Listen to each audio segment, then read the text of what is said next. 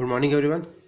So in the previous video we have started inverse variation and discussed few questions of self practice 9b, and in today's video we'll proceed further from question number 4. Question number 4 में क्या है? Naveen cycles to his school at an average speed of 12 km/h.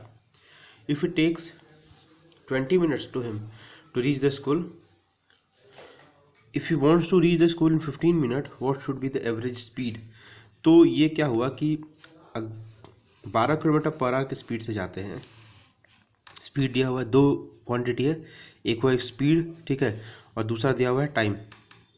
तो अगर 12 km/h की speed से जाते हैं तो टाइम कितना लगता है?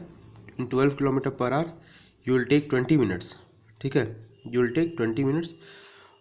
तो अगर आप 15 मिनट में स्कूल पहुंचना चाहते हैं, 15 मिनट स्कूल पहुंचना चाहते हैं तो what should be the speed, ठीक है.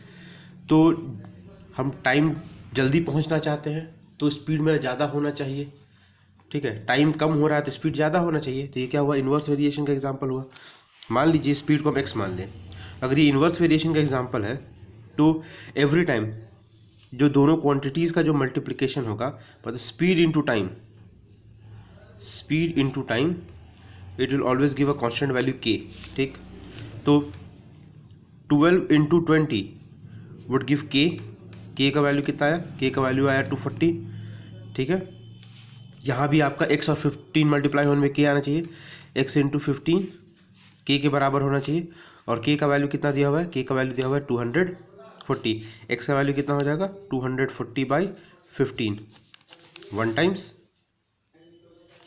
6. The speed should be 16 km/h. Okay, ठीक है. या फिर आप इसको डायरेक्ट ऐसे कीजिएगा कि ये दोनों मल्टीप्लाई करने पे k आएगा, ये दोनों मल्टीप्लाई करने पे k आएगा, तो दोनों को बराबर रहना चाहिए. मतलब 12 इंटू 20 ये भी k के बराबर होगा, एंड x इंटू 15 ये भी k के बराबर होगा.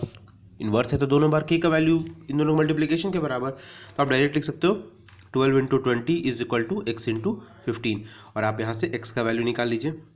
12 into 20/15, 3 4 times, 3 5 times, and 4 times x का वैल्यू कितना आएगा? 16 km/h. ओके. आप ऐसे नहीं कि k का वैल्यू निकाले, k का वैल्यू निकालने के बाद इसमें पुट किए. It is a quite long process. More is it is कि जब दोनों मल्टीप्लाई होने पे k ही आना है तो क्यों ना इन दोनों को बराबर कर दिया जाए. Okay. Now moving to the next question. Question number 6. 28 pumps can empty a reservoir in 18 hours. In how many hours 42 such pumps will do the same work? कितना दिया हुआ है? दो चीज़, आपका दो क्वांटिटी है. एक है number of pumps and time taken to empty the reservoir, to empty the tank. एक है number of pipes, that is number of pumps, ठीक है, और एक है उनका टाइम टेकन. अब पाइप्स लिखे, हम पंप्स एक ही चीज़ है. Question number 6. कितना पंप है? 28 pumps are there and they take 18 hours. In how many hours 42 pumps can empty it? 42 pumps का निकालना है. x hours they empty. तो ये इन्वर्स वेरिएशन का है. You are increasing the number of pipes, ये जल्दी खाली कर देगा. इन्वर्स वेरिएशन में मल्टीप्लिकेशन बराबर होता है. तो 28 इंटू 18 यहाँ पे लिखिएगा. It is N inverse variation, it is N inverse variation, ठीक है. तो 28 into 18 will give 42 into x. X का वैल्यू कितना होगा? 28 into 18/42.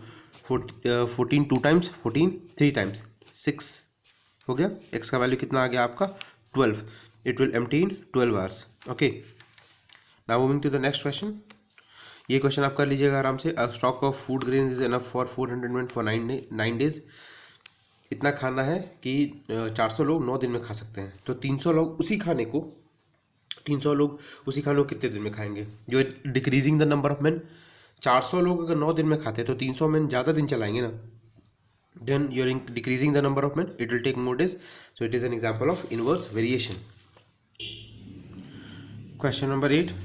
A contractor who had a workforce of 630 persons undertook to complete a portion of stadium in 14 months. तो कितना दिया हुआ है? Number of people. Question number 8. Number of people and the days they are taking to complete the work. Number of people कितना है?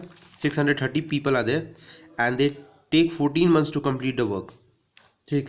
If he wanted to complete the job in 9 month, अगर 9 month में complete करना है तो इसको ज़्यादा लोग लगाना पड़ेगा। 14 महीने में कंप्लीट कराना है तो 630 पीपल को लगाना है। अगर if you want to complete a work in just 9 days you have to employ more man.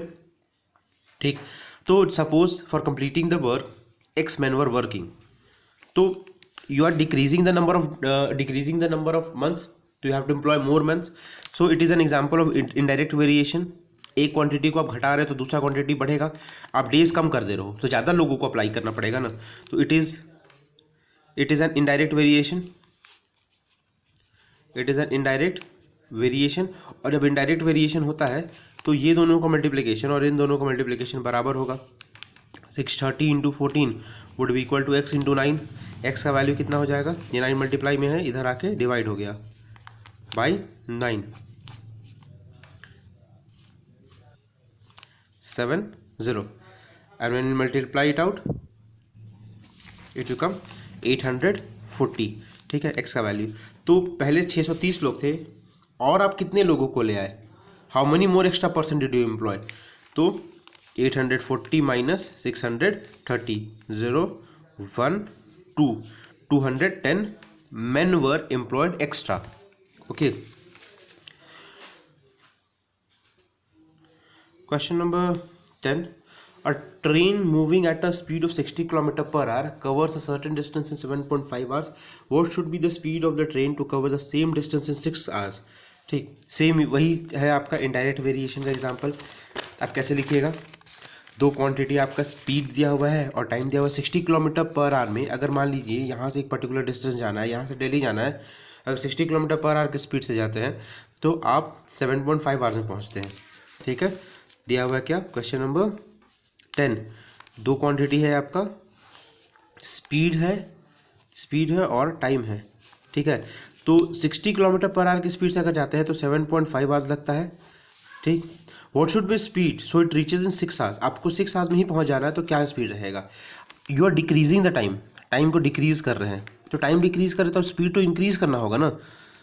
अगर उतना ही जर्नी अगर 6 आवर्स में ट्रैवल करना है तो आपको स्पीड इंक्रीज करना पड़ेगा। तो ये क्या हुआ, it is an indirect variation, ये इनडायरेक्ट वेरिएशन का एग्जाम्पल हुआ।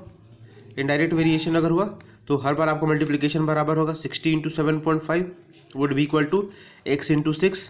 एक्स का वैल्यू कितना हो जाएगा, 60 इंटू 7.5 बाई 6, डेसिमल हटा, यहाँ पर 10 हो जाएगा, 10।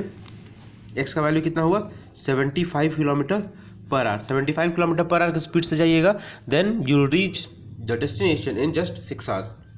ठीक है, 75 किलोमीटर पर आवर, ये टाइम डिक्रीज हुआ इसीलिए क्या करना पड़ा, you have to increase the speed. Okay, now moving to question number 11. A garrison of 800 men, a group of 800 men had provisions for 39 days. इतना खाना था कि those 800 men can eat food for 39 days.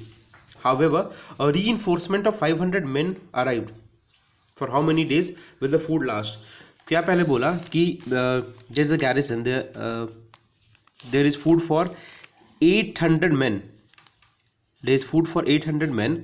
And that will be for 39 days. They can eat for 39 days. 800 men can eat for 39 days. But then what happened?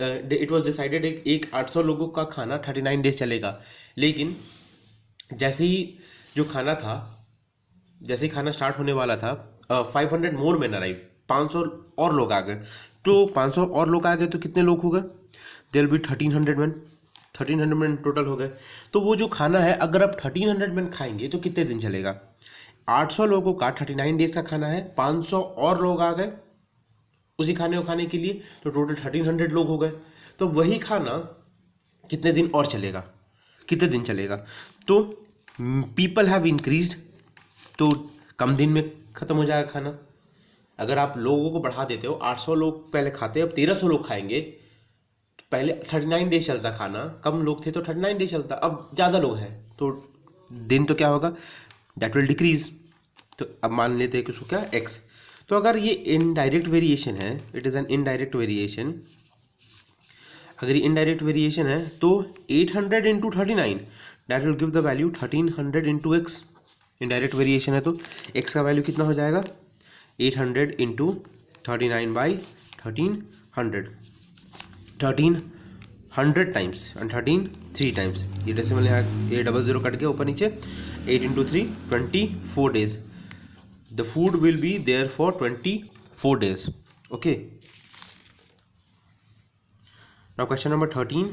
A hostel had rations for 60 days for 500 student. इतना खाना है कि 500 student 60 दिन खाना खा सकते हैं.